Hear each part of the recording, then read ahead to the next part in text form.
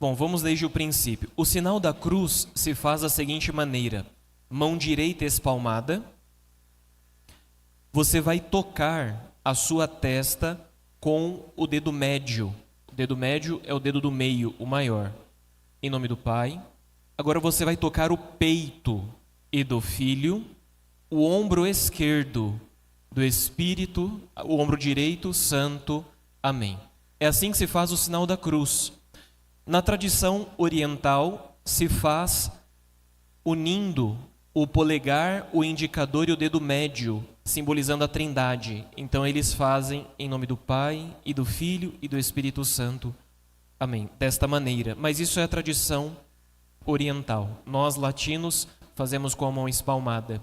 Em nome do Pai e do Filho e do Espírito Santo. Amém. Ave Maria, cheia de graça, o Senhor é convosco.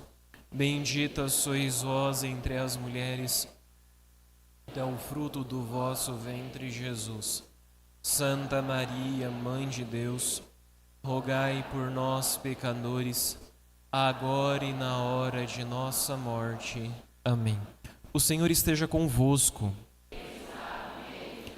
Abençoe-vos o Deus Todo-Poderoso, Pai e Filho e Espírito Santo. Amém. Nós fizemos o sinal da cruz, que é o símbolo do cristão, na sua forma mais abreviada.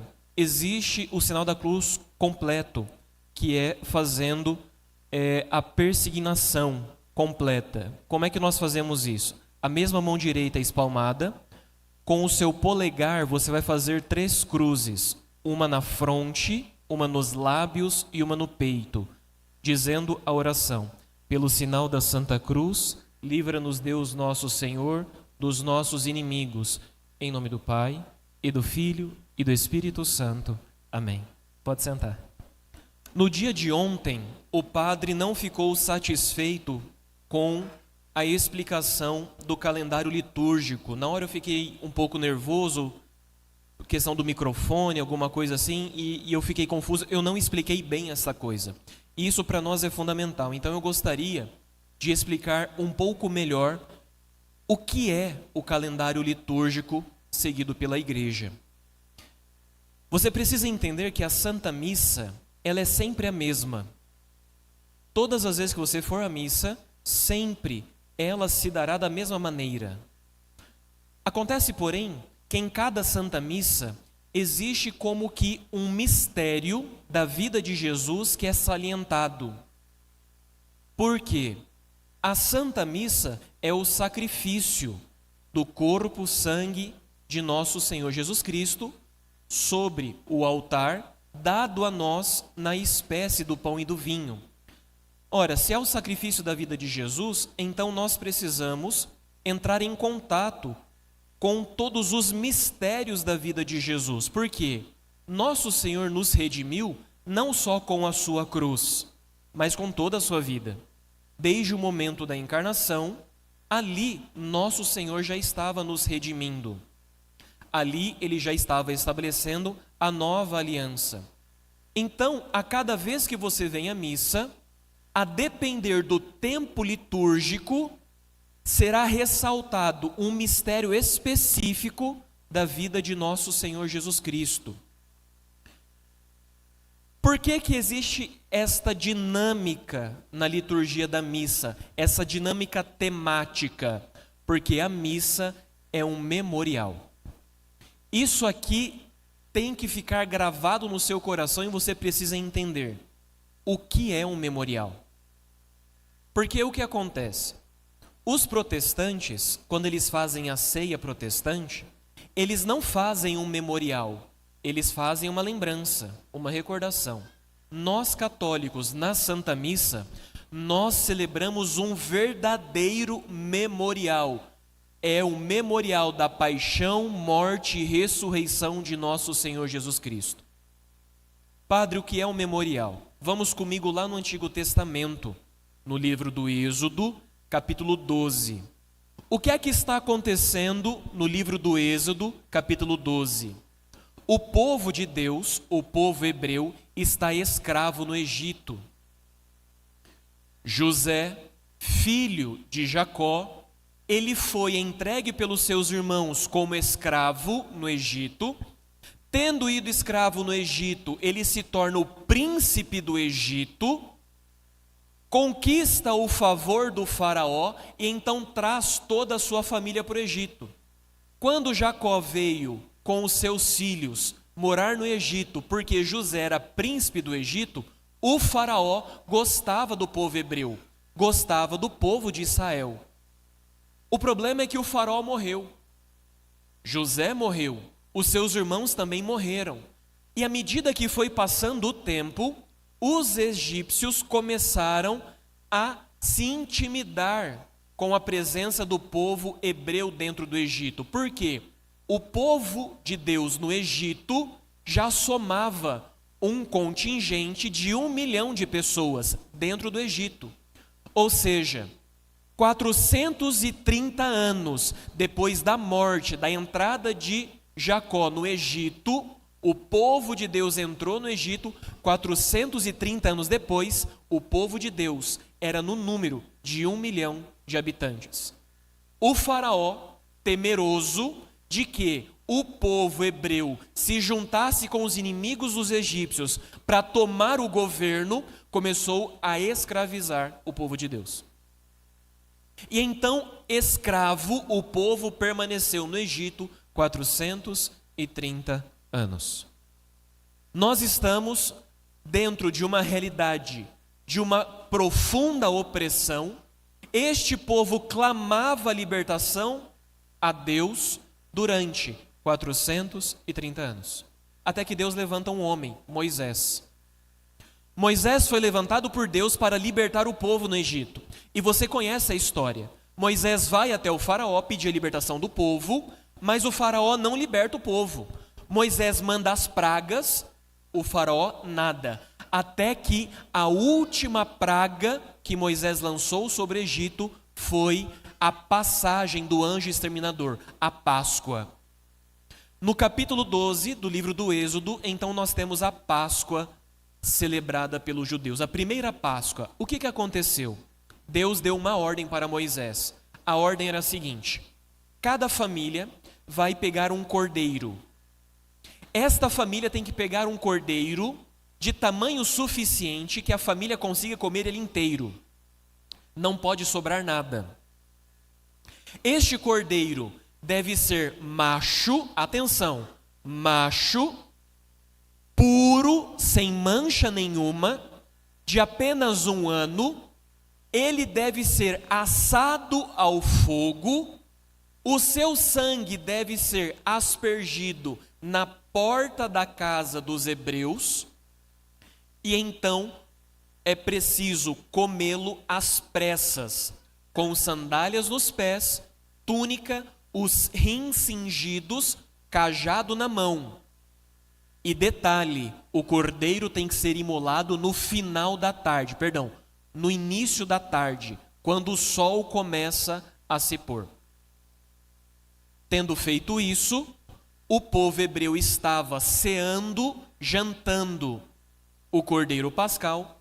O anjo exterminador passou no Egito e matou todos os primogênitos, desde o filho do faraó até o primogênito de todos os animais. E no Egito houve um grande lamento, choro, e então o faraó expulsa o povo hebreu. No livro do Êxodo, capítulo 12, versículo 14, Deus diz para Moisés o seguinte: será para vós memorial daquele dia, celebrando com uma festa em honra do Senhor. Fareis isso de geração em geração, pois é uma instituição perpétua. Ou seja, Deus diz para Moisés: isto que vocês estão fazendo hoje é um memorial. Deus está instituindo um memorial. A Páscoa dos judeus é um memorial, e isso deve ser celebrado todos os anos até a consumação dos tempos. E detalhe, no livro do Deuteronômio, capítulo 5, versículo 3, a palavra diz assim: não foi os nossos pais que o Senhor fez essa aliança, mas conosco, que estamos hoje aqui ainda vivos. Ou seja, este texto é um texto referente a este memorial que os filhos daqueles que haviam saído do Egito estão agora celebrando. E então, no memorial eles estão dizendo, olha, a aliança que Deus fez não foi com nossos pais. Não, a aliança foi comigo. Ou seja, o que é um memorial? Um memorial nada mais é do que uma celebração na qual eu hoje vivo aquilo que Deus realizou no passado. Ou seja, o memorial faz com que o mistério do passado se atualize hoje para que eu viva ele. Todos os judeus, quando celebravam a Páscoa judaica, ao celebrar a Páscoa judaica, eles comiam um cordeiro puro, imolado no início da tarde, assado ao fogo. Eles comiam com túnica, cingidos cins, com sandália e cajado. Padre, mas por quê? Eles iam fugir do Egito? Não, é porque aquilo era um memorial. Eles estão vivendo a fuga do Egito. Ou seja, aquilo que Deus fez aos pais deles, Ele está fazendo hoje comigo, espiritualmente. Ou seja, eu hoje estou saindo do Egito. Eu hoje estou sendo libertado do Egito. Como é que chama isso? Memorial. Ou seja, isso não é uma lembrança. Eu não estou lembrando o que Deus fez com meus pais. Não, eu estou vivendo o que meus pais viveram. Memorial é isso. É viver hoje aquilo que Deus realizou no passado. Por quê? O mistério de Deus é deslocado no espaço e no tempo e é atualizado no momento presente para que aquele mistério seja vivido por mim. Porque se o meu pai é escravo no Egito, então eu também sou escravo no Egito. Se o meu pai precisou ser liberto do Egito, então eu também preciso ser liberto do Egito. Você está entendendo o que é o memorial, sim ou não? Então, quando nós vemos a paixão de nosso Senhor Jesus Cristo, olha que coisa curiosa. Nosso Senhor, no início da sua vida pública, no Evangelho de São João, capítulo 1, versículo 29, João Batista aponta para Jesus e diz assim: eis o cordeiro de... Opa, que estranho. O cordeiro é aquele que nos liberta do Egito. O cordeiro é aquele que nos preserva do anjo exterminador. O cordeiro é aquele que é imolado. O cordeiro é aquele que é sacrificado no cair da tarde. O cordeiro é aquele que não tem mancha. Nossa, João, que coisa estranha. Você está chamando Jesus de cordeiro? O que você quer significar com isso? Jesus, macho, cordeiro dado por Deus, o próprio Deus feito carne. Ele foi imolado ao cair da tarde, às 3 horas da tarde, no mesmo horário em que no templo de Jerusalém estava sendo sacrificados os cordeiros da Páscoa, porque Jesus foi imolado na Páscoa. Jesus não tinha mancha. Jesus derramou todo o seu sangue, que foi aspergido sobre nós para perdoar os nossos pecados. Ou seja, o que é que está acontecendo? Jesus, ele está se sacrificando como um cordeiro para nos redimir, nos livrando não do Egito, mas de Satanás e seus demônios. Ou seja, Jesus está estabelecendo um outro sacrifício. O sacrifício do Antigo Testamento era com animais. O sacrifício do Novo Testamento é com o Filho de Deus.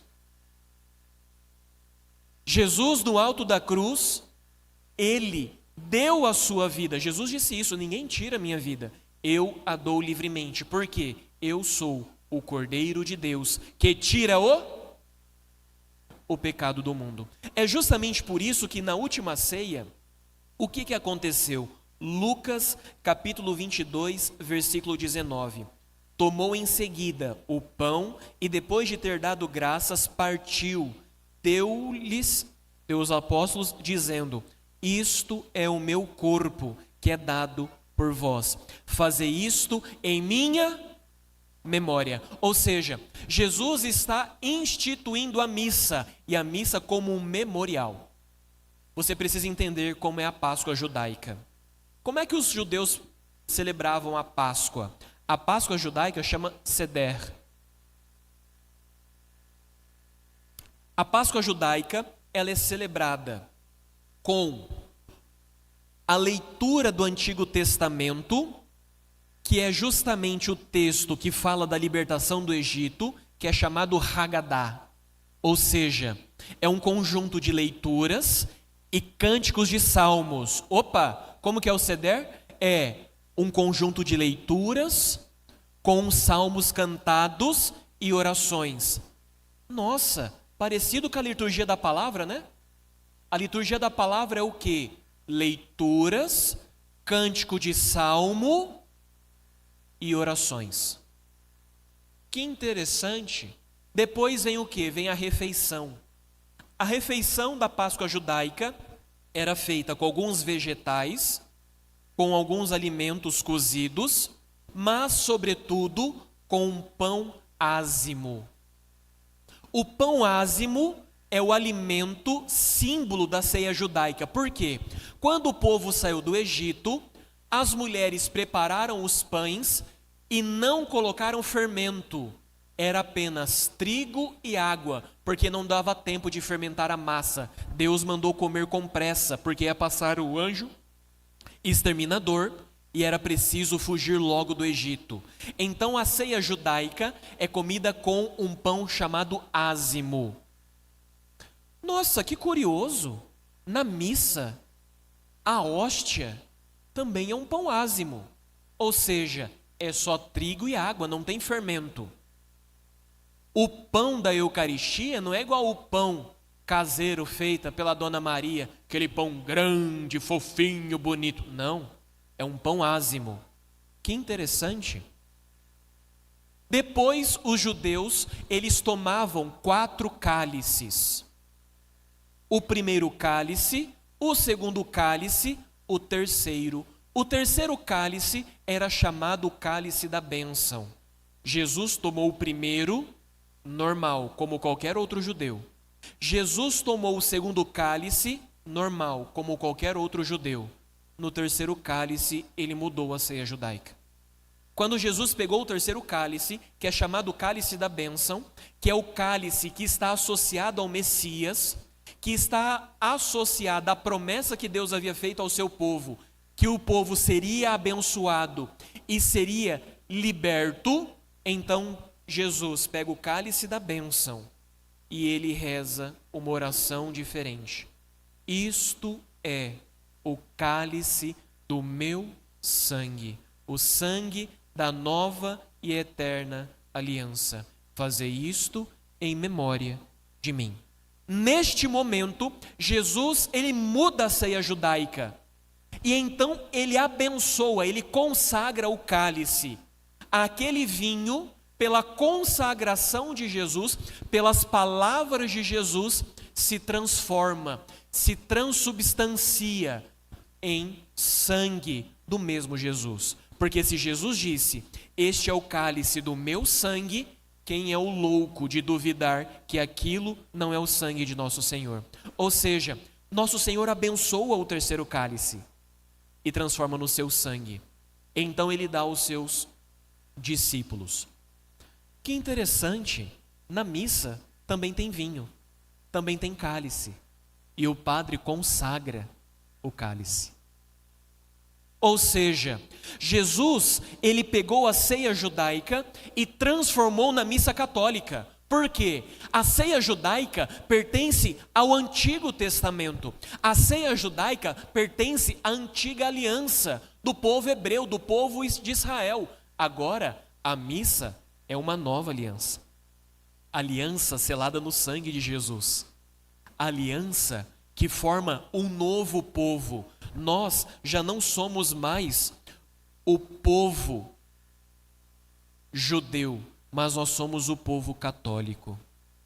Os nossos laços não são mais como os laços judaicos, laços de sangue. Não, o nosso laço é o laço da graça, porque quando nós somos batizados, nós recebemos a graça de Deus, a filiação divina, e por isso somos irmãos, pertencemos à mesma família.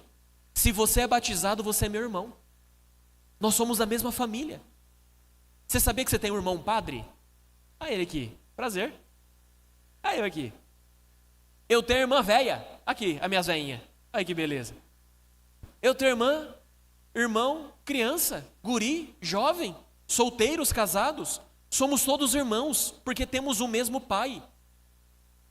Você está me entendendo, sim ou não? Então Jesus, ele estava na última ceia celebrada, instituindo o memorial da nova aliança. Mas padre, se é assim, então a missa não é sacrifício. A missa é apenas uma ceia, assim como é a ceia protestante. A missa seria uma ceia, se Jesus não tivesse feito o que ele fez na sequência do terceiro cálice. Quando o judeu terminava de tomar o terceiro cálice, ele tinha que tomar ainda um quarto cálice. Este cálice era o último e era chamado o cálice da consumação. Era o cálice que encerrava a ceia, encerrava a solenidade pascal. E o que Jesus fez?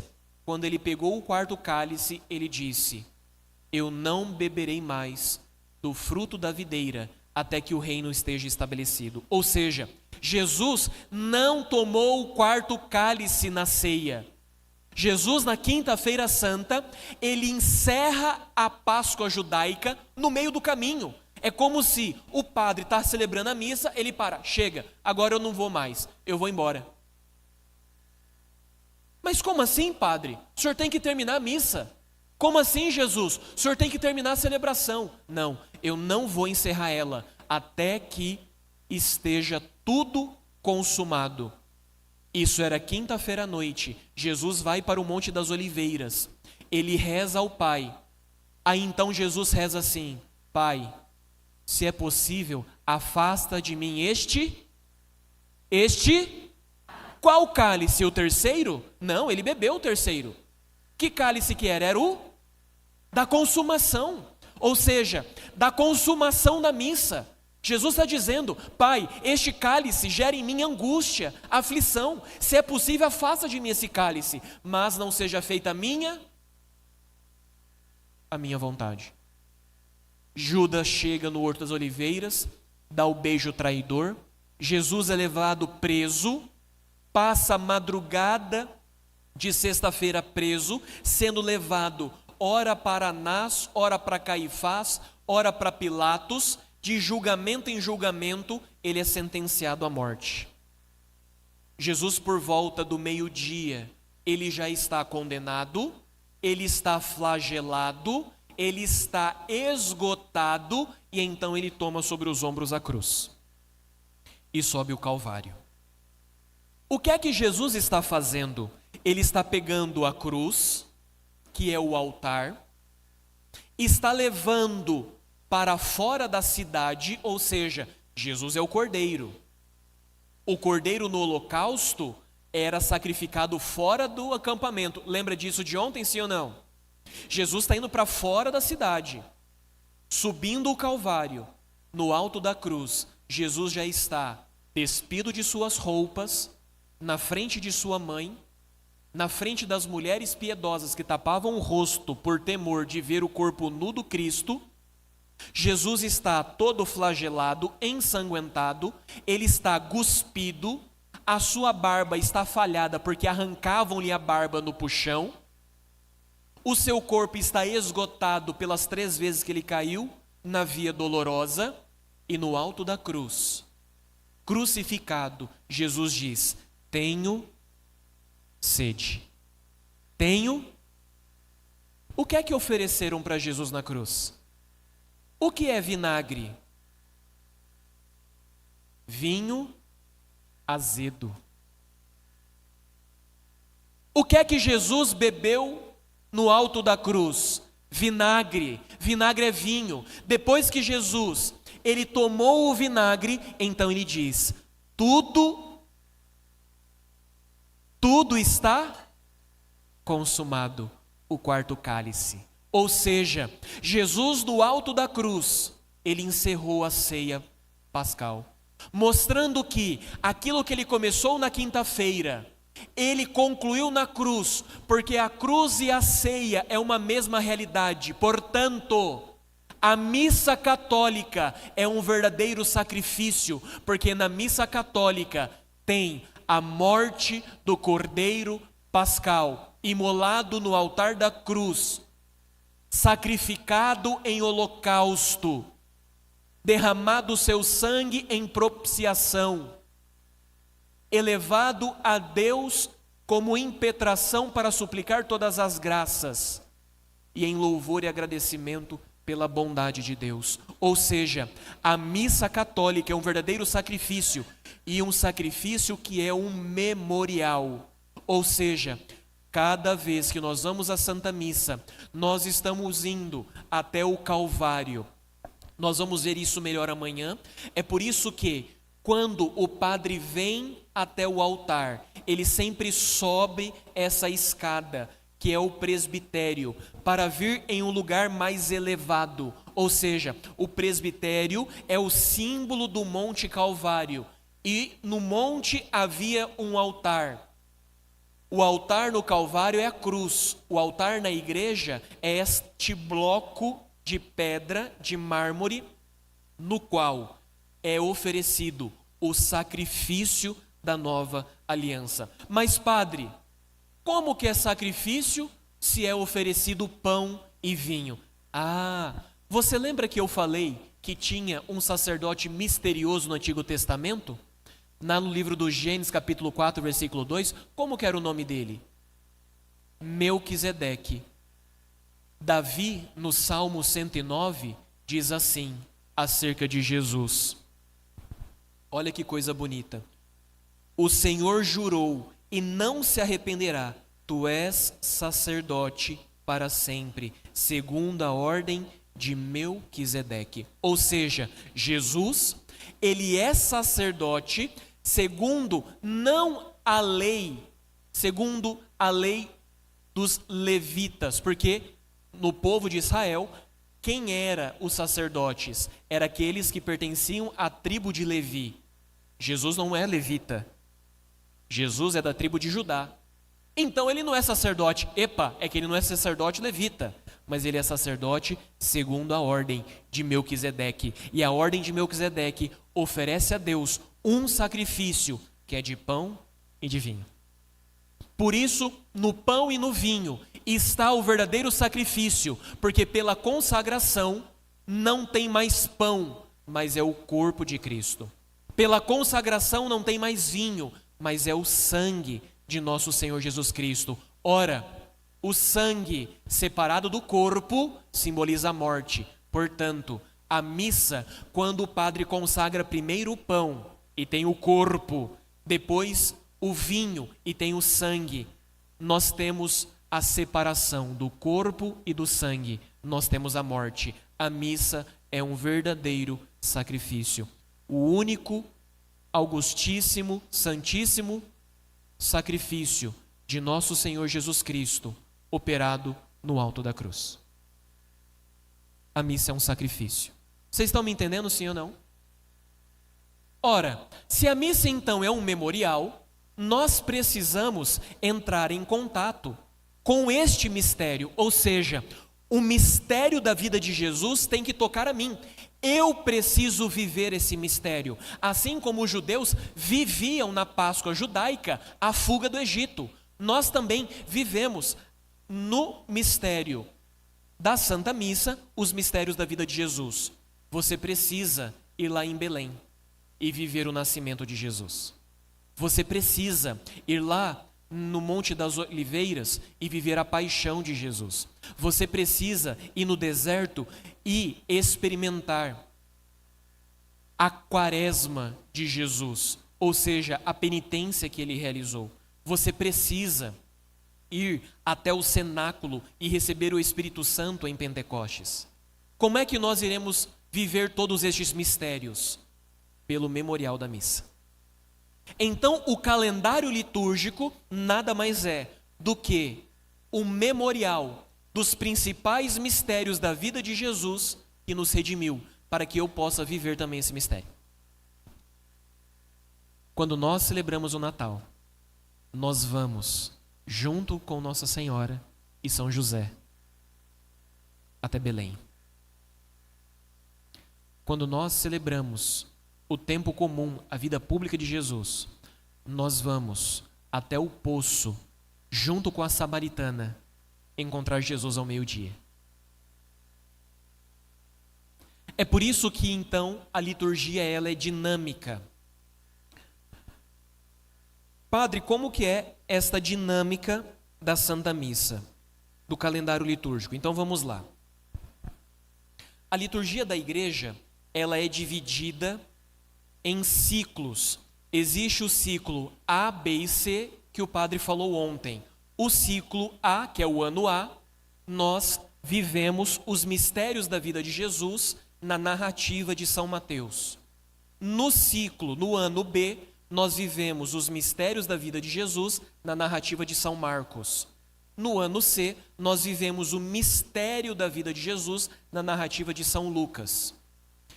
Dentro de cada ano, nós temos os tempos. Então, nós temos um calendário que se assemelha ao calendário civil. Então, o calendário civil nós temos, né?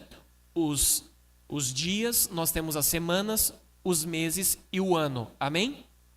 Dentro do calendário civil, você tem aquilo que é os dias feriais, você tem aquilo que é os finais de semana, aquilo que são,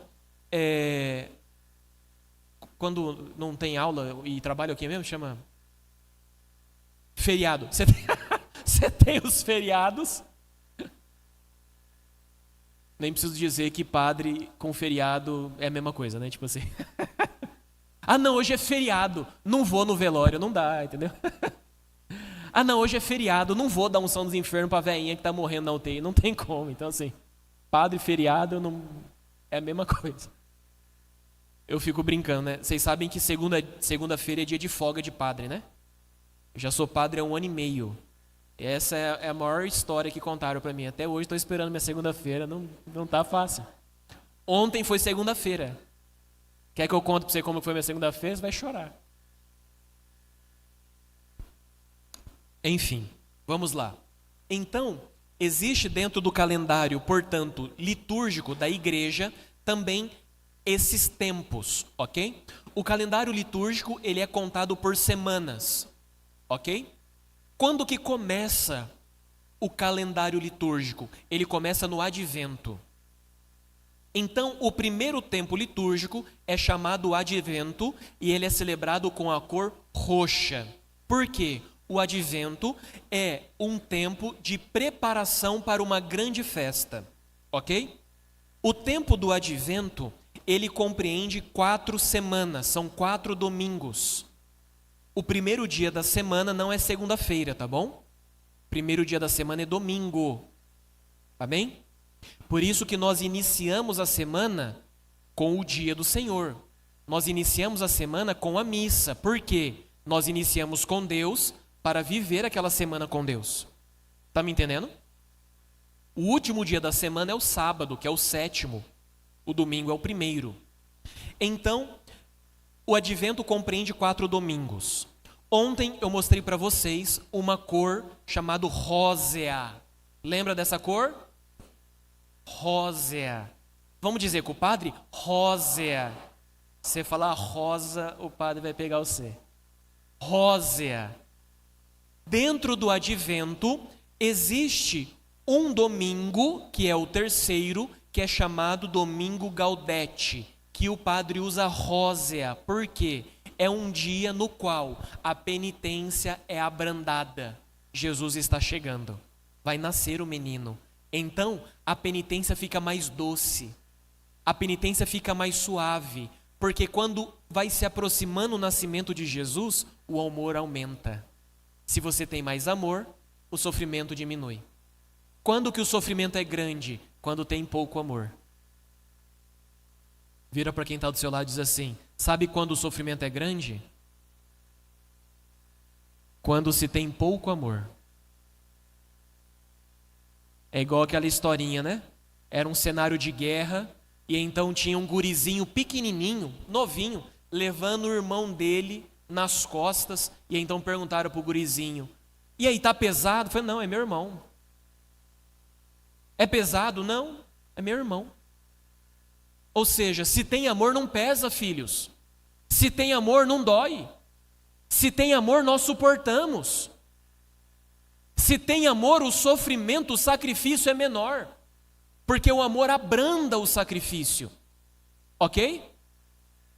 Então, por isso que, ao se aproximar o mistério do amor, que é o nascimento de Cristo, então a penitência fica mais branda. O tempo do advento, ele inicia ali no final de novembro e início de dezembro. Cada ano tem uma oscilação.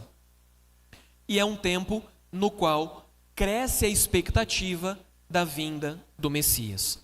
Terminado o advento, o que é que vem? Vem o nascimento de Jesus. Então, a transição do advento para o tempo do Natal é justamente o 25 de dezembro, que é o nascimento de nosso Senhor Jesus Cristo. O Natal, ele é celebrado sempre com uma data fixa, 25 de dezembro. E o domingo de Natal, o dia de Natal, ele se estende por 8 dias, chamada oitava de Natal. É a extensão dessa solenidade. O Natal, ele é celebrado no seu dia e ele depois inicia um ciclo que é chamado Tempo do Natal. O tempo do Natal, ele vai de 25 de dezembro até o dia 6 de janeiro, quando se celebra a festa dos Reis Magos, a Epifania do Senhor. Ok? Então, quando se celebra os Reis Magos, ali conclui-se o tempo do Natal. Dentro desse tempo do Natal, existem algumas festas importantes. Por exemplo, a solenidade de Nossa Senhora de Santa Maria, Mãe de Deus, 1º de janeiro. Também a festa da Sagrada Família e a própria Epifania e o batismo de Jesus. Quando conclui o Natal, inicia-se o tempo comum. O Natal celebra-se com vestes brancas. Iniciado o tempo comum, a igreja se reveste da cor verde, que é o símbolo da esperança. O branco, que é a pureza. O tempo comum, ele é dividido em 2 períodos. Existe a primeira parte do tempo comum, o primeiro tempo comum e o segundo tempo comum. Por quê? Entre a primeira parte e a segunda, nós temos a Quaresma e nós temos a Páscoa. Então, a primeira parte do domingo comum, do tempo comum, compreende de 9 até 12 domingos, ok? O tempo comum inteiro são 34 domingos. Nós estamos no 23º. Nós estamos na 23ª semana do tempo comum. São 34 semanas. A primeira parte é de 9 a 12 domingos, semanas. Aí então interrompe-se o tempo comum para iniciar um outro tempo. Nessa primeira parte do tempo comum, nós ouvimos nas leituras o quê? O início da vida pública de Jesus. Nós ouvimos a vida de Jesus, a missão dele, a escolha dos apóstolos. Nós ouvimos as parábolas de Jesus. Nós ouvimos alguns períodos, algumas perícopes, alguns trechos bíblicos sobre moral, sobre mandamentos, sobre as leis. E então o tempo comum encerra a primeira parte. Encerrada a primeira parte, começa-se o tempo da Quaresma. O tempo da Quaresma, assim como o Advento, é celebrado com a cor roxa, porque é um tempo de penitência, de preparação para uma outra grande festa, que é a Páscoa, a maior de todas as festas litúrgicas. A Quaresma compreende quantos dias? 40 dias, ou seja, são 5 domingos. Nesses 5 domingos, nós temos também um domingo que é chamado o Domingo Letare, que é o 4º domingo da Quaresma, que o padre também usa aquela cor que se chama, muito bem, rósea, porque está se aproximando a Páscoa de Nosso Senhor, a libertação. Vamos ser livres, então aumenta o amor, abranda a penitência, fica mais fácil. Tendo terminado a Quaresma, aliás, a Quaresma inicia na quarta-feira de cinzas, ok? E termina no sábado pela manhã, porque sábado à noite já inicia-se a vigília pascal. E então nós temos o início da Páscoa. Com a vigília pascal e o domingo de Páscoa, nós temos o início do tempo pascal, que é o tempo de maior alegria da igreja. É o tempo assim mais extraordinário. A quaresma é 40 dias, 40 dias de penitência. A Páscoa é 50 dias de alegria, cumprindo aquilo que diz o Salmo. Pode o choro durar uma noite, mas a alegria vem pela manhã. Ainda que eu vá pela noite chorando, eu voltarei colhendo alegremente, carregando os feixes de alegria. Ou seja, a alegria é sempre maior do que o sofrimento. Meu filho e minha filha, se você está sofrendo, saiba uma coisa: a alegria sempre é maior que o sofrimento. Você pode sofrer 1, 2, 3 meses, 1 ano, 3 anos. O restante será de alegria. Às vezes a pessoa ela entra num sofrimento, ela se esquece. Quantos anos você tem? Tenho 40 anos, padre. E você está sofrendo? Tô, padre, eu estou sofrendo. Você está sofrendo já há quanto tempo? Há 2 meses, já não aguento mais. Mas espera lá, faz 40 anos que você não sofria nada. Você só está sofrendo há 2 meses. Como que sofrimento é maior do que a alegria? Não. Nessa vida nós temos sofrimentos, é verdade. Mas a alegria é sempre maior. Sempre maior. E quanto mais unidos nós estamos a Deus, maior é o tempo de alegria. Você está me entendendo, sim ou não? Os santos, eles eram tão unidos a Deus, que até mesmo os tempos de sofrimento, eles transformavam em alegria. Você conhece a história do pai de Santa Teresinha do Menino Jesus? São Luís Guérin. São Luís Guérin, ele teve 4 filhas meninas. Assim, teve 9 filhos, né? 4 apenas sobreviveram. Meninas. Todas foram religiosas, freira. 5 meninas freiras que sobreviveram. Das 5, todas foram para o convento. A última, quando ele entregou no convento, ele foi na igreja, diante do sacrário, e disse assim para Jesus na sua oração: Senhor, eu estou muito feliz. 5 filhas religiosas. A alegria dele era tão grande que ele comprou um altar e deu para uma igreja. Falaram para ele: você é louco? Como que você vai e gasta uma fortuna comprando um altar e dando para a igreja? Ele disse: uai, eu ofereci 5 filhas em sacrifício a Deus. Nada mais justo do que eu comprar um altar para imolar essas filhas. Olha isso. Este homem estava diante do sacrário e fez a seguinte oração: Senhor, eu estou muito feliz. Feliz desse jeito eu não vou conseguir entrar no céu. Me manda sofrimento. Me manda sofrimento. Ele teve uma doença depois disso, ocasionada por uma bactéria de uma mosca que picou ele, um inseto. Ele pegou uma infecção que entrou na corrente sanguínea, atingiu a parte neurológica e ele ficou louco. Louco a ponto de sair de casa armado, porque a França estava sendo invadida e ele precisava defender as filhas. Tiveram que internar ele no manicômio. E ele passou os últimos dias da vida dele internado como um louco em um hospício. Senhor, eu estou muito feliz. Feliz assim eu não vou entrar no céu.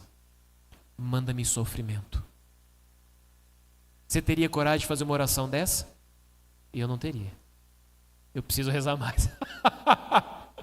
A minha oração é assim: Deus, não aguento mais, Jesus. Tira Deus. Não quer mais não. Socorro. A minha oração.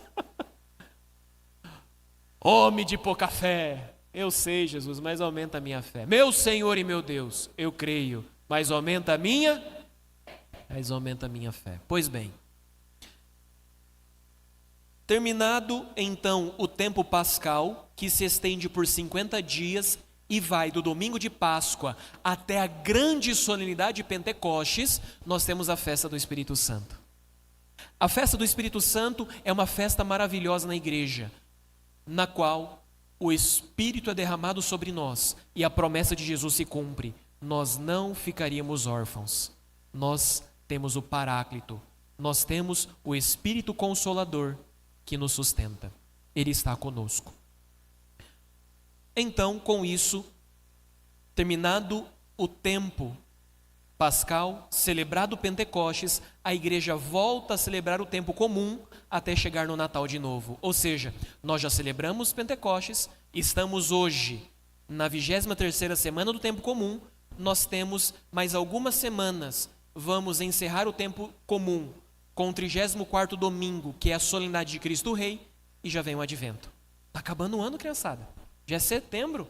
Que dia que é hoje, Jesus? 10 de setembro, primeira quinzena já foi, tio. Está acabando o ano. Que coisa maravilhosa. Ou desesperadora, não sei, depende, né? Depende do que você programou para esse ano, né? Ai, Jesus, está acabando, nem terminei de fazer o que eu tinha que fazer. Ai, Jesus, está acabando o ano, as provas, o vestibular.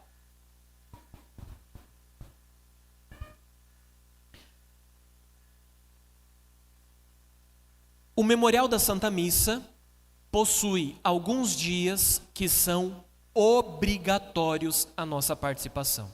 A igreja determina que em determinadas datas específicas nós somos obrigados a ir na missa. Quando que o católico é obrigado a ir na missa? Padre, obrigado? Sim, obrigado, a igreja obriga. Ah, eu não vou obrigar meu filho. Rapaz, Deus obriga. A igreja está obrigando. É bom você catar o moleque e levar. A criança está obrigada a vir na missa a partir da idade da razão, por volta dos seus 7 anos de idade. Se a criança, a partir da idade da razão, falta a missa, é pecado contra o 3º mandamento. Ai, padre, é pequeno, ele não entende. Pois bem, é pecado da mãe e do filho. Da mãe que não ensinou e do filho que faltou na missa. Tem que trazer na missa, a partir da idade da razão, que pode ser um pouco menos ou um pouco mais de 7 anos de idade. Quais são os dias que o católico é obrigado a participar da missa, senão ele faz pecado? Tem que se confessar. Vamos lá. Todos os domingos do ano. Domingo. Ah, eu sempre vou na missa. É mesmo? Vou. Segunda-feira no Rincão. E domingo? Ah, não vou. Espia. O dia de preceito é domingo. Não é segunda-feira no Rincão. Se eu fosse você, eu ia no domingo e na segunda-feira também no Rincão, aí. Sou bobo nem nada. Digo mais, se eu fosse você, eu ia era todo dia. Eu vou na missa todos os dias desde novembro de 2011, que foi quando eu me converti. Eu fui numa palestra, num retiro, num sábado, domingo eu fui na missa, segunda me confessei e nunca mais parei de ir na missa, todos os dias.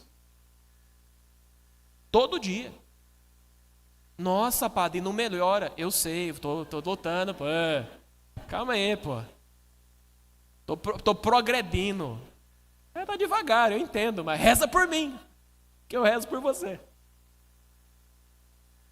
Inclusive, lá no fundo tem a livraria e tem um livro só sobre a missa cotidiana, ou seja, ir na missa todos os dias. O padre Tchevarino provando os benefícios de ir à missa todos os dias. Depois pega lá e lê para você ver. Ó, só chilapada, coisa chique. Padre, além dos domingos, que dia mais nós precisamos ir à missa? 25 de dezembro, Natal do Senhor. Tem que ir na missa no dia 25 de dezembro. Já vou responder, padre, se eu for sábado à noite, vale? Claro que vale, porque a igreja permite cumprir o preceito dominical na véspera do dia de preceito. Deixa eu te explicar. No domingo, a partir das 5 horas da tarde, em torno, a véspera do dia é quando o sol está se pondo. Aqui em Cuiabá começa a se pôr ali por volta das 5, 5h15, 5 horas já está valendo. Padre, eu fui na missa no sábado meio-dia, vale? Não, não é as vésperas. O Código de Direito Canônico, ele é bem específico.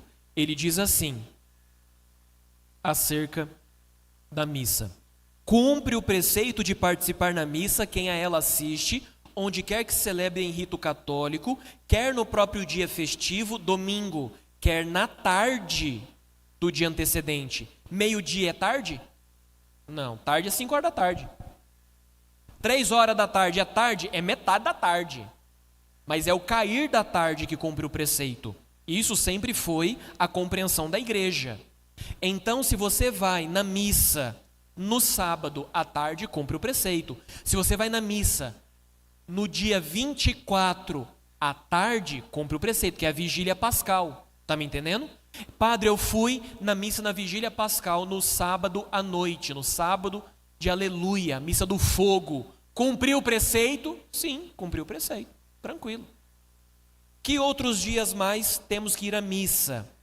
Precisamos ir à missa no dia da Epifania dos Reis Magos. No Brasil, a Epifania é celebrada no domingo. Então fique tranquilo que você no Brasil não precisa ir na missa no dia 6 de janeiro. Por quê? A celebração é transferida para o domingo, ok? Que dia mais? A Ascensão de Jesus também é transferida para o domingo. Fique muito tranquilo. Corpus Christi, epa, esse aqui não transfere para o domingo. Se você não foi na missa do Corpus Christi este ano, de preguiça, de sem vergonha e safadeza, padre, eu não fui porque eu tinha razões graves para não ir.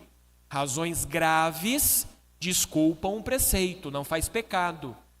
Razões graves. Por exemplo, padre, eu estava no hospital internado aí, mas não tem culpa. Padre, eu estava cuidando de um doente, não faz pecado. Padre, eu estava numa região, em um lugar, eu tinha que estar lá, não tinha como não estar, e naquele lugar que eu estava não tinha missa. Sou caminhoneiro e eu tinha que trazer uma carga, eu era obrigado, parei lá no posto para poder passar aquele dia e não tinha missa naquele lugar. Está desculpado, ok? Corpus Christi, sempre na quinta-feira é esta cerimônia. Que mais? 1º de janeiro, Santa Maria, Mãe de Deus. Esse dia não transfere para o domingo, é 1º de janeiro mesmo. Tem que ir na missa. É solenidade de preceito. Santa Maria, Mãe de Deus. Que mais? Imaculada Conceição, 8 de dezembro. 8 de dezembro também não transfere. Tem que ir na missa 8 de dezembro. Imaculada Conceição. Que mais? Assunção de Nosso Senhor aos céus. Tranquilo. Esse transfere para o domingo. Ascensão, perdão, já tinha falado da Ascensão, né? Tá. São Pedro e São Paulo, tranquilo, esse também transfere para o domingo. Ninguém faz pecado se falta a missa no dia 29 de junho, que é São Pedro e São Paulo, porque a igreja transfere para o domingo, tranquilo. Que mais?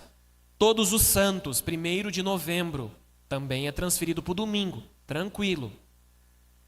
E São José, 19 de março, no Brasil não é dia de preceito. No mundo inteiro é preceito, tem que ir na missa. Mas no Brasil não é preceito. A Santa Sé dispensou o Brasil do preceito do dia 19 de março. Ok? Entendeu isso, sim ou não? Ótimo. Quando você vai na missa, existem as missas que são memórias obrigatórias, memórias facultativas, existem as festas e as solenidades. Vou te dar um exemplo. Se você for na missa sexta-feira agora, nós celebraremos uma memória obrigatória. A memória de um doutor da igreja, São João Crisóstomo.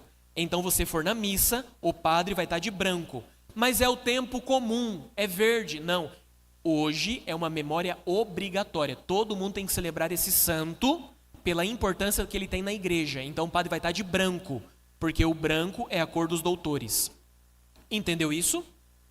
Se você for na missa, por exemplo, na quinta-feira agora, tem uma memória facultativa. O padre vai poder estar de verde, celebrando um tempo comum, ou se ele quiser, é facultativo. Quem escolhe isso é o padre. Ele vai poder celebrar o Santíssimo Nome de Nossa Senhora, de Maria. O Santíssimo Nome de Maria é uma memória facultativa. O padre pode ou não celebrar. Depende dele. Nas memórias, o altar está sempre com a cor daquele santo. Eu vou fazer uma transferência que eu já vou mudar de ambiente aqui para explicar umas coisas.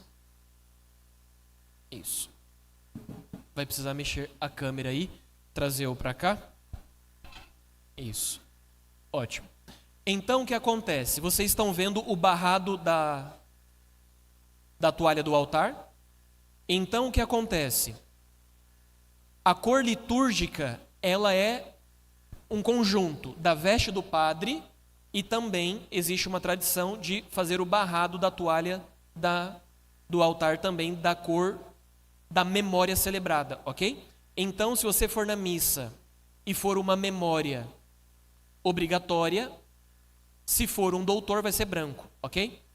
Se for uma memória facultativa, pode ser branco ou verde. Se você for na missa no sábado de manhã, no sábado até ali o meio-dia, na missa, a igreja celebra a festa da exaltação da Santa Cruz. É vermelho. Então o padre vai estar de vermelho e aí tem uma diferença. Quando celebra uma memória, acende só 2 velas.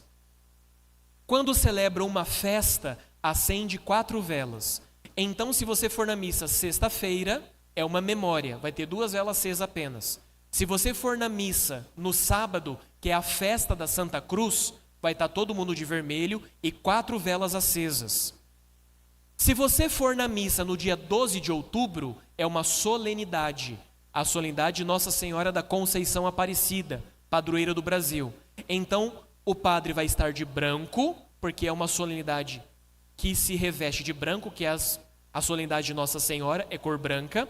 E no altar não vai ter 4 velas, vai ter 6 velas. E as 6 velas estarão acesas, porque é o símbolo da solenidade, ok? Então, existe as memórias obrigatórias, o padre tem que celebrar. As memórias facultativas, o padre pode escolher. As festas, é obrigado celebrar. E as solenidades. Nas memórias, se faz uma leitura, um salmo e o evangelho. E não reza o glória. Na festa, lê uma leitura, um salmo e um evangelho. E reza o glória. Na solenidade, faz uma leitura do Antigo Testamento, um salmo, uma leitura do Novo Testamento, o evangelho e canta o glória. Entendeu isso? Na solenidade também reza-se a profissão de fé, o credo. Na festa não se reza o creio, apenas o glória. Entendeu isso? Ótimo. Então é assim que se divide as celebrações dentro do calendário litúrgico. Padre, onde então que nós podemos celebrar o sacrifício da missa? Agora eu vou precisar da atenção de vocês, que eu vou começar a mostrar os objetos litúrgicos. Eu vou precisar que vai mexer a câmera um pouquinho. Eu vou só andar, Ju, eu vou andar ali na frente e vou me aproximar ali do ambão. Então eu vou aqui para frente, depois eu vou voltar aqui para a mesa, tá? Então vamos lá. Onde que é celebrado o santo sacrifício da missa? Dentro da igreja. Muito bem. Nós estamos dentro da igreja e a igreja, ela tem algumas partes dentro dela e alguns móveis. A primeira parte da igreja é chamado nave. A nave é onde os fiéis se sentam. É onde vocês estão, ok? Então nós temos aqui na igreja de São Sebastião apenas a nave central. Existem igrejas que têm naves laterais, ok?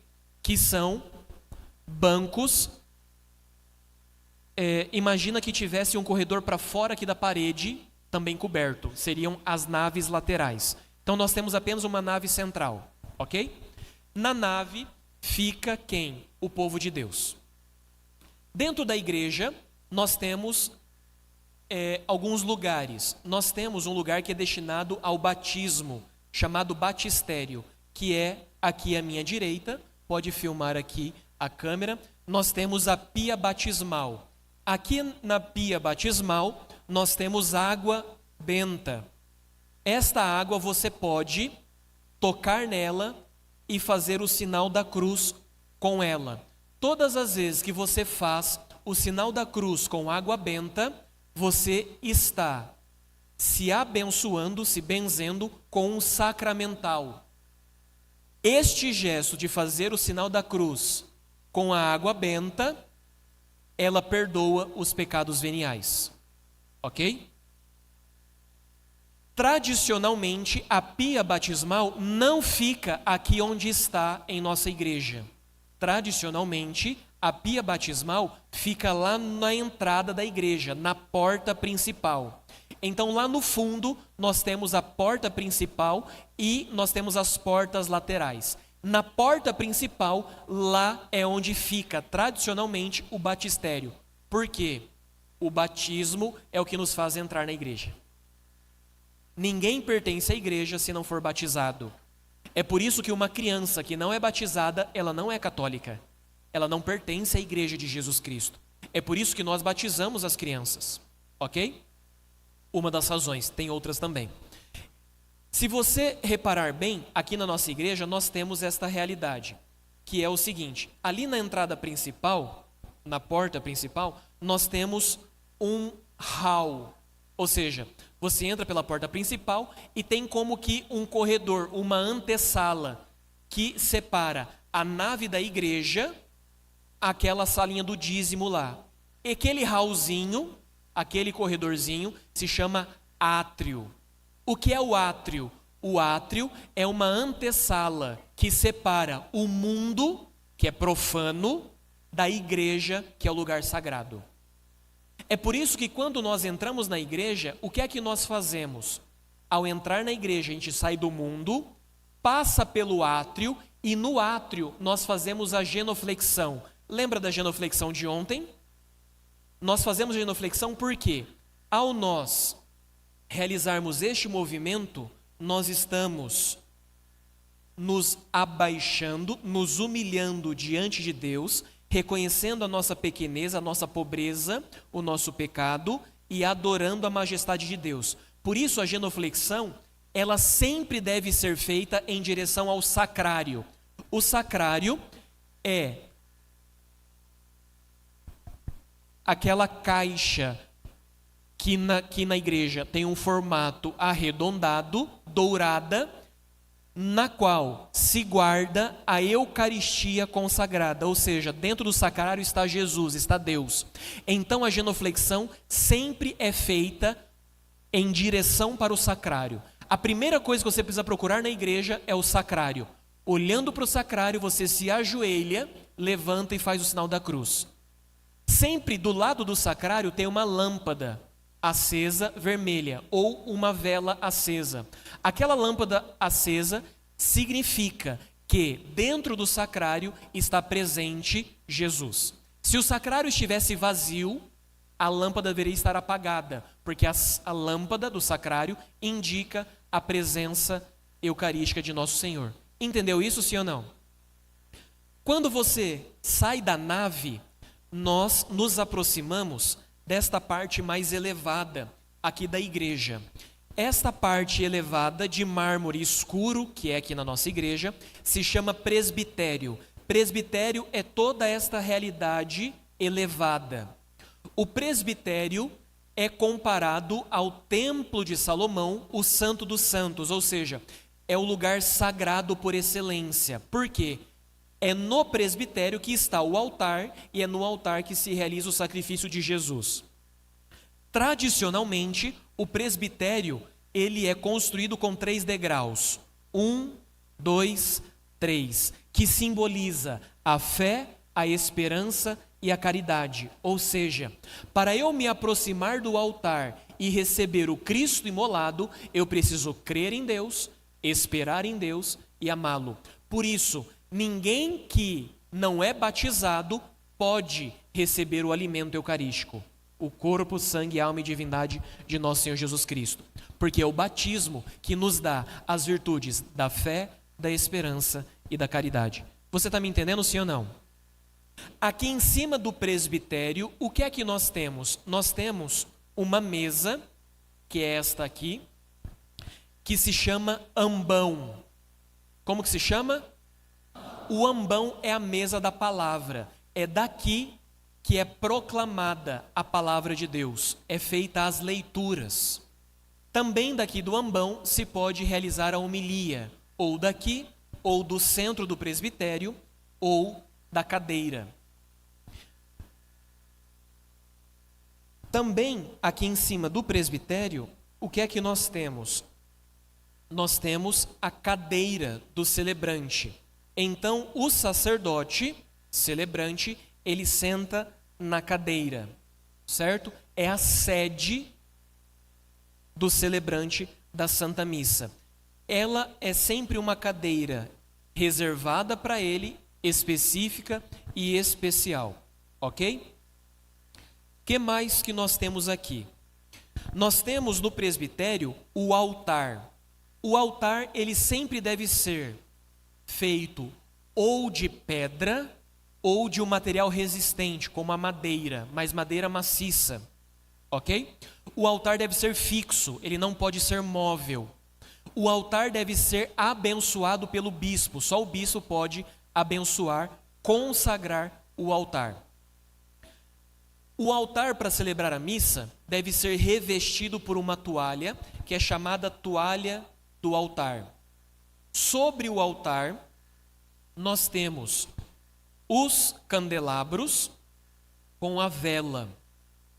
Nós temos a cruz do altar, que faz com que o padre, durante a celebração, olhe para o crucifixo e tenha plena consciência daquilo que ele está celebrando, ou seja, o sacrifício redentor de nosso Senhor Jesus Cristo. É somente sobre o altar que se pode celebrar o santo sacrifício da missa, ok?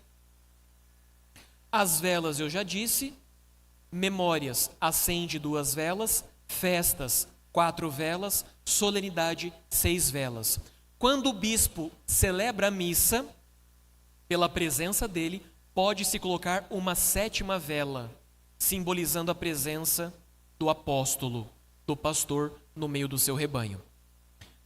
O que não pode faltar na Santa Missa? Não pode faltar de jeito nenhum o pão, o vinho e o celebrante, o sacerdote.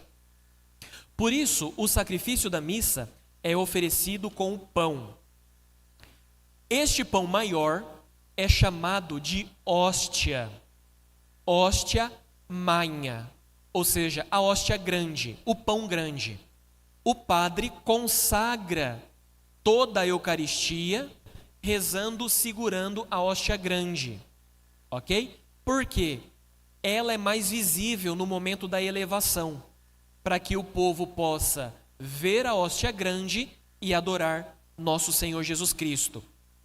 A hóstia grande, ela é consumida, ela é comungada pelo sacerdote e o povo recebe a hóstia menor, ou a partícula.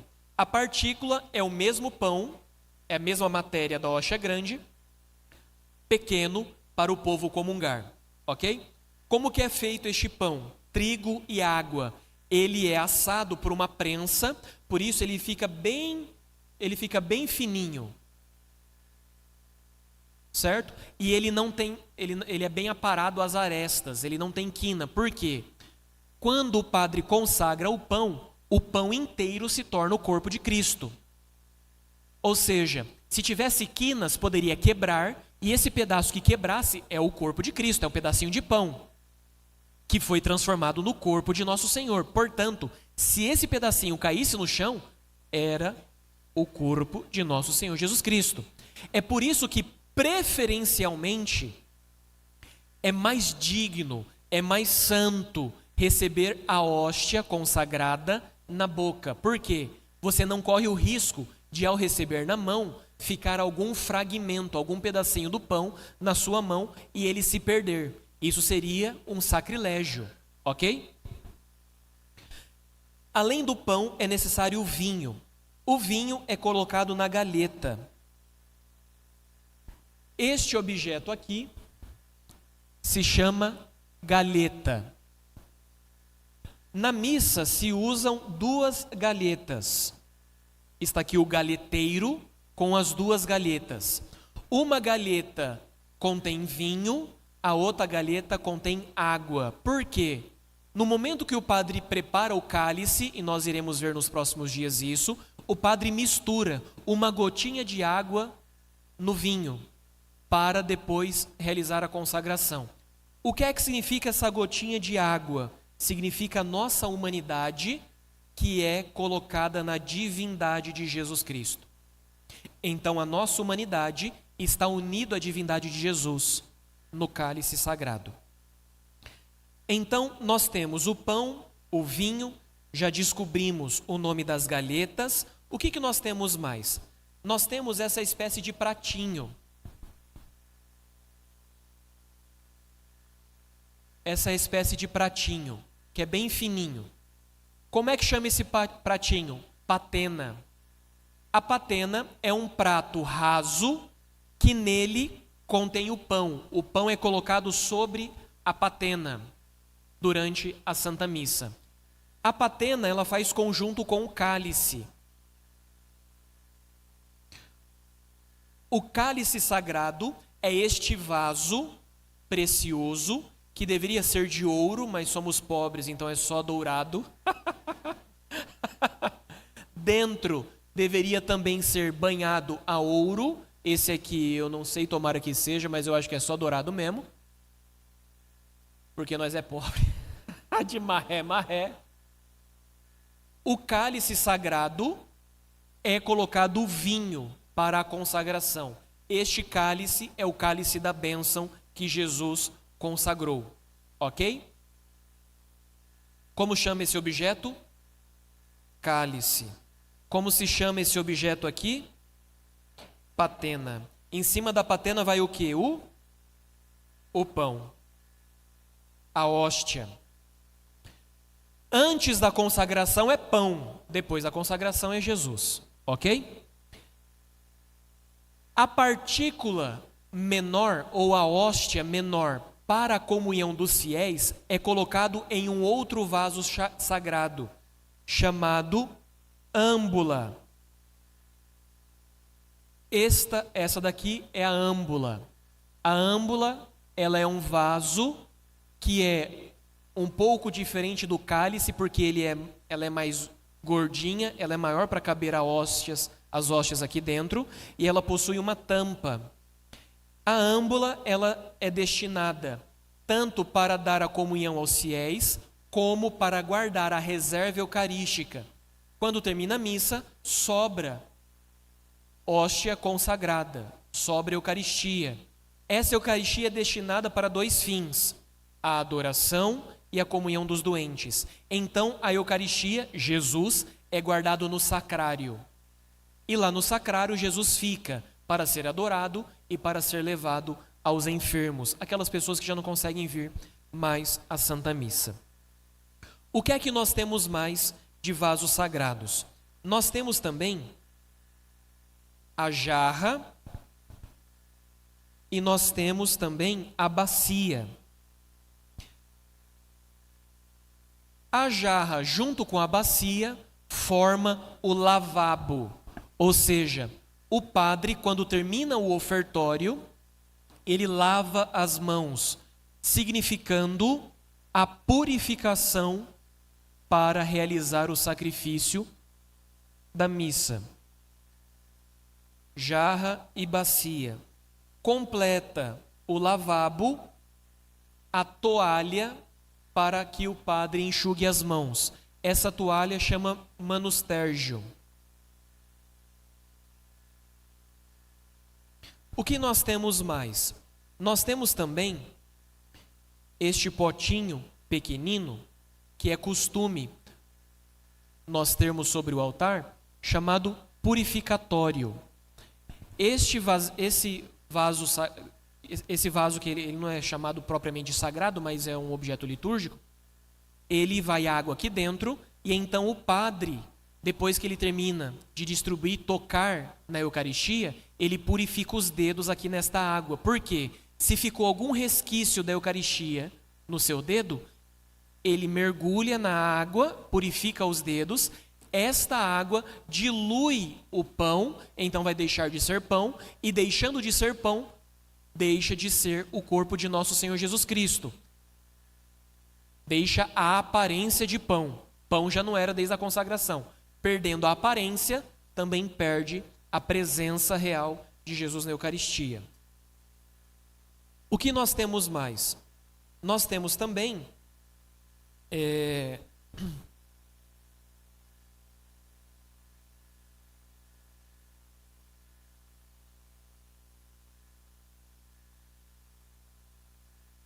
eu estava tentando lembrar o nome desse trem aqui.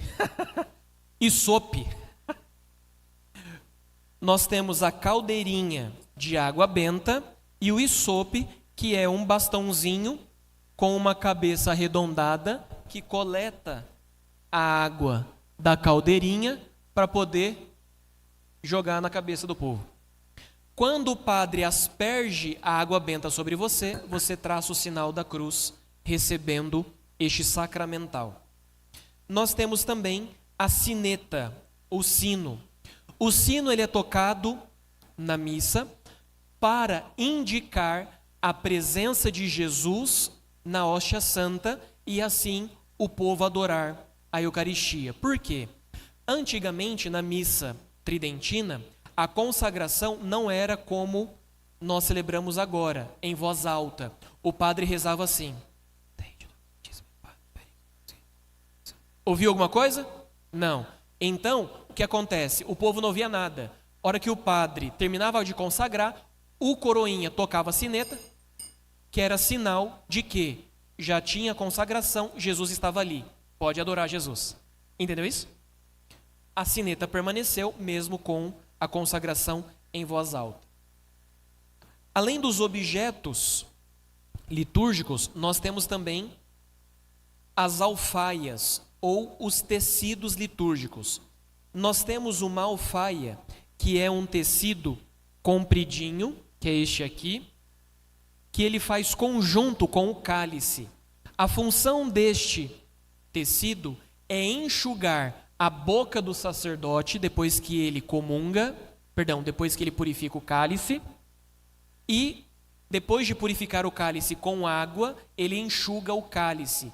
Esse tecido se chama sanguíneo. Sanguíneo é um nome mais difícil.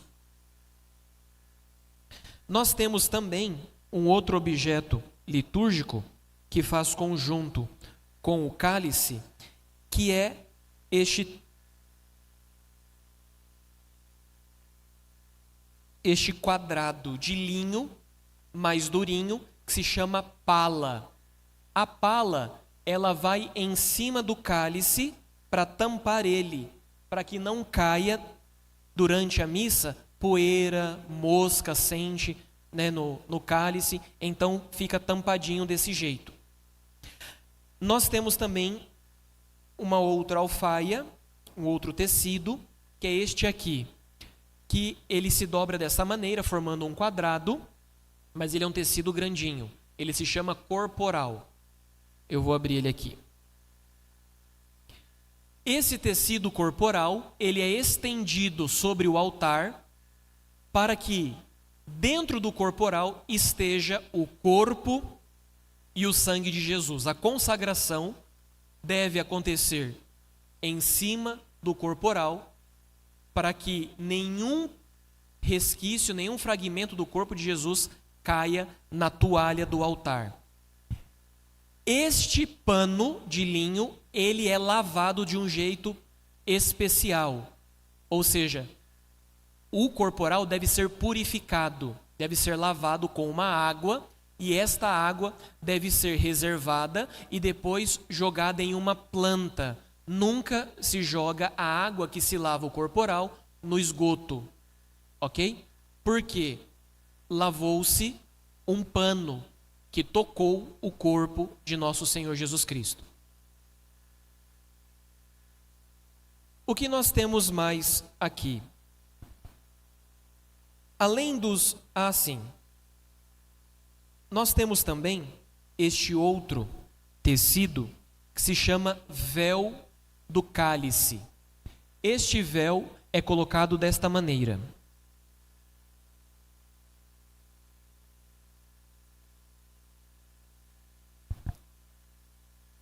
O véu do cálice, ele tem essa função de cobrir o cálice no início da celebração. E ele acompanha o tecido da casula e a mesma cor da casula. Então o véu do cálice ele muda de cor a depender da missa daquele dia. O véu do cálice ele faz parzinho com esta bolsa.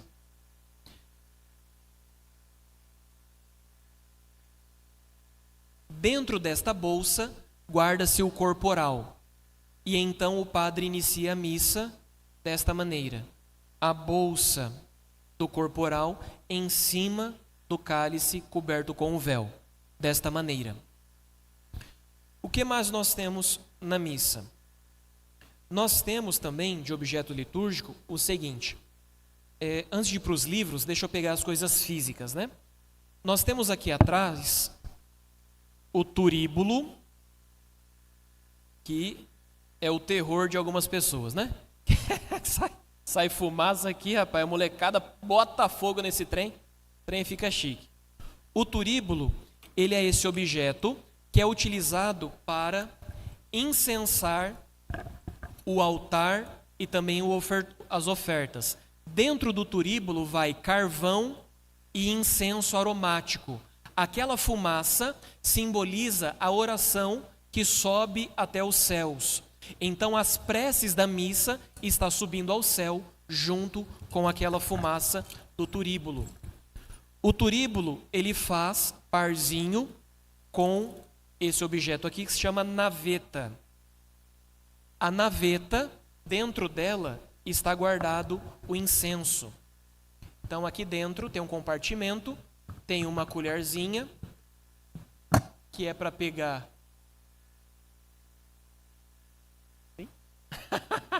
Tem uma colherzinha aqui que é para pegar o incenso e colocar dentro do turíbulo.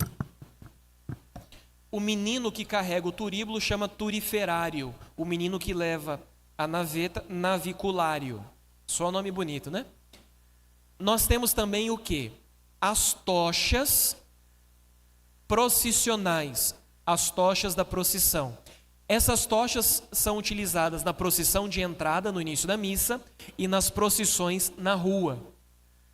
Nós podemos utilizar 2 tochas, 4 tochas, 6 tochas e 7 tochas. Padre, depende do quê? Do ânimo da molecada, entendeu? Se tem bastante guri, tudo das tochas, um trem doido assim. E nós temos a cruz procissional. É a cruz que vai à frente da procissão, puxando ela, ok? O que nós temos também mais? Nós temos esta vela grande, que é chamado Círio Pascal. Esta vela, ela é acesa na vigília pascal, no sábado santo, com o fogo novo, e esta vela se acende em todas as missas dentro do tempo pascal, daqueles 50 dias do tempo pascal. Esta vela é acesa também no dia em que se celebra os batizados, porque o batismo é o que acende a chama da fé na nossa alma. Por isso, o Círio Pascal faz conjunto com a pia batismal, com o batistério. Eu trouxe para cá só para ficar mais fácil de filmar, mas o lugar do Círio Pascal é lá na pia batismal, fora do tempo pascal. Dentro do tempo pascal, o círio ele fica pertinho do ambão. Lá no ambão é proclamado as leituras. Então o que é que nós temos? Nós temos um livro que é chamado Lecionário. Este livro aqui se chama Lecionário. O Lecionário contém as leituras do Antigo Testamento, os Salmos e do Novo Testamento. O lecionário se divide em lecionário semanal e dominical. Este aqui é dominical. Então ele é utilizado para as missas do domingo. Percebe que na capa está escrito A, B e C? Está vendo? Por quê? Aqui dentro está dividido as leituras do ano A, do ano B e do ano C. O lecionário semanal, ele é dividido em anos par e ímpar. Então, se você abre o lecionário semanal, não vai estar lá. Aliás, ai meu Deus, vai estar ano A, B e C? Acho que vai, né? Semanal, cadê as leituras? Tem? Jesus deu bug na cabeça do padre. Não, pronto. Então no semanal não é dividido entre A, B e C. O semanal é dividido apenas em ano par e ímpar. Padre, e agora, como que eu sei qual que é o ano par, qual que é o ano ímpar? É simples. Nós estamos em que ano? 2024. É par ou ímpar? É pronto, está no ano par. É assim que descobre. Além do lecionário, nós temos um outro livro, que é este livro solene, digno, chamado Evangeliário. No livro do Evangeliário estão os evangelhos. Os evangelhos do ano A, do ano B e do ano C. E os evangelhos de João. O Evangeliário é utilizado geralmente nas festas e nas solenidades. O Evangeliário é o único livro que o padre beija, porque o padre sempre beija o Evangelho depois de proclamá-lo. O padre também beija o lecionário, mas na parte do Evangelho. Nunca beija na parte das leituras, porque ao beijar o Evangelho está beijando o próprio Cristo. Existe um outro livro, que é este aqui, que é chamado o Livro das Preces. Este livro contém as preces universais do povo de Deus. As preces são obrigatórias nas solenidades e as preces também são feitas nas festas, ok? Nas festas é facultativo, nas solenidades obrigatórias. No domingo, obrigatório também. Existe, por fim, um último livro, que é este livro, que é um catatal.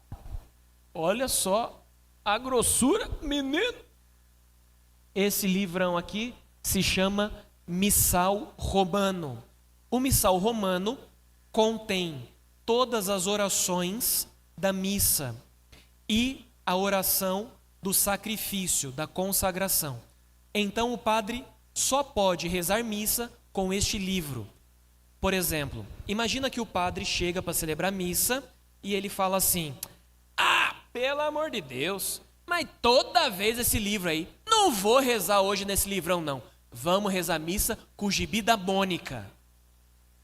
O padre vai consagrar a Eucaristia? Não, porque a missa só acontece rezada neste livro, porque somente nesse livro estão as palavras de Jesus que realizam o sacrifício, a consagração. Entendeu, sim ou não? Existe também este outro objeto que se chama estante. Ela é um suporte para o missal, para que o missal fique aberto e o padre consiga ler ele bonitinho. Por fim, os últimos dois objetos, para nós encerrarmos a noite, estão aqui no altar. Deixa eu virar devagar, porque vai que eu derrubo alguma coisa. Esses dois objetos que estão aqui em cima do altar se chamam, esta base é um trono, então ele é chamado de trono, e sobre o trono é colocado o ostensório. O ostensório é um objeto para a adoração da Eucaristia. Então o padre abre uma portinha que tem aqui atrás. Deixa eu virar aqui que fica mais fácil. Tem uma portinha que é aberta aqui. Dentro desta portinha, o padre coloca o Santíssimo Sacramento para adoração, Jesus, que está preso em uma espécie de pinça. Essa pinça não está aqui, está dentro do sacrário. Então o padre pega e coloca. Essa pinça se chama luneta. A luneta é encaixado aqui dentro do ostensório. O padre fecha a portinha, gira ele para ficar de frente para o povo e então nós adoramos o Santíssimo Sacramento do altar. Jesus de Nazaré. Deixa eu ver se esqueci alguma coisa. Esqueci só duas coisinhas que é rápida. Dionísio, pode filmar ali a parede, a via sacra. Nas igrejas católicas, nós temos o hábito de ter nas paredes das igrejas os quadrinhos com as estações da via sacra, ou seja, as estações da via dolorosa, da subida de Jesus ao Calvário até o seu sepultamento. São 14 estações. Também nós temos dentro da igreja as imagens sagradas. Toda a igreja você vai encontrar uma imagem de Nossa Senhora, pode ser sobre os diversos títulos. Nós temos uma imagem de Nossa Senhora de Fátima. Você sempre vai encontrar um crucifixo. Você sempre vai encontrar a imagem do padroeiro daquela paróquia, que no nosso caso é o padroeiro São Sebastião.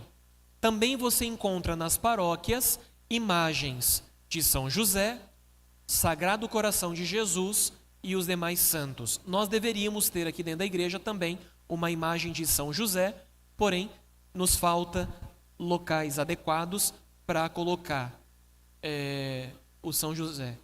Lá no fundo, tem um São José? Não, um Sagrado Coração. Um São José está lá no fundo, na entrada da igreja. Ótimo, é verdade. Então, o nosso São José está lá. Geralmente, ele fica próximo também do presbitério, em paralelo à imagem de Nossa Senhora. Mas é porque falta espaço mesmo. Pois bem, este é o espaço celebrativo. A igreja é a casa comum, a casa de todos nós. É aqui que nós celebramos o memorial da nossa salvação. É aqui que nós celebramos os maiores mistérios da nossa vida. Viva a Igreja Católica! Viva!